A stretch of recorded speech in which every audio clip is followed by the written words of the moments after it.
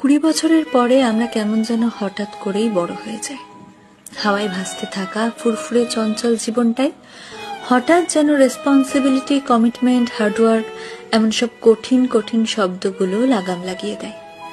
জীবনে ঠিক কি করতে চাইছি এটা বুঝতে বুঝতেই শখের বাক্সে তালা মেরে হাতে তুলে নিতে হয় দায়িত্ববোধের চাবি। বাইরে বেরোতে ইচ্ছে করে না, বন্ধুদের ফোন ধরতেও ইচ্ছে করে না। কেমন যেন সবকিছুর ওপর থেকে হঠাৎ করেই বিশ্বাসটা উঠে যায়। সব সময় শান্তি খোঁজার এক আপ্রাণ চেষ্টা চলে মনে। নির্ঘুম রাতের তারারা সাক্ষী থাকে এই গল্পগুলোর। শখের জিনিসগুলোর একটা লম্বা লিস্ট তৈরি হয় মাথায়, কারণ 20 পর বাবার কাছে শখের জিনিসটা চাইতে কেন জানি ভীষণ দ্বিধা বোধ হয়। ইঁদুর দৌড়ের এই খেলায় নিজেকে টিকিয়ে রাখার যুদ্ধে হাঁপিয়ে ওঠে মন।